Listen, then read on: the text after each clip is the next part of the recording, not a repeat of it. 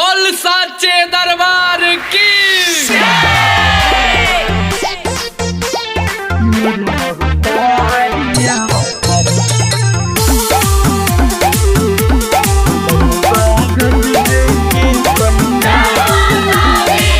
पहिला पहिला बेरी हो काहे करतारू देरी हो।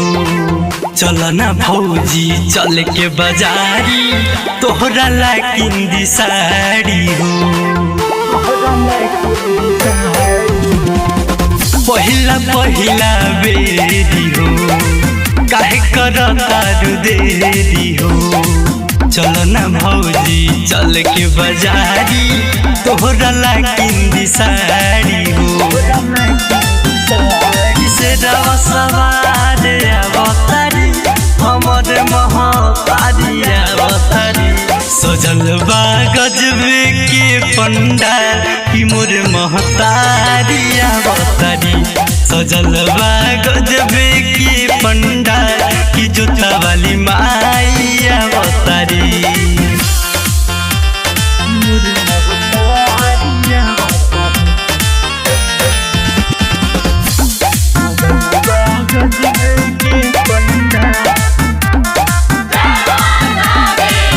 वही माई हमारा घरे आंगना लिपैनी।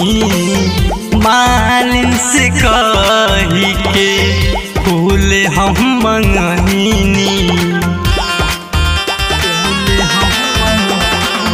वही माई हमारा घरे आंगना लिपैनी।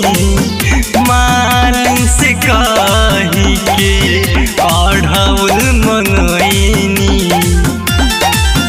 आज खुशी के दिन बाटे हो सब भगती में लीन बाटे हो। किसे दवा सवार अवतारी हमर महतारी अवतारी। सजल बा गजबे के पंडाल की मोर महतारी अवतारी। सजल बा गजबे के पंडाल की जोता वाली माई अवतारी।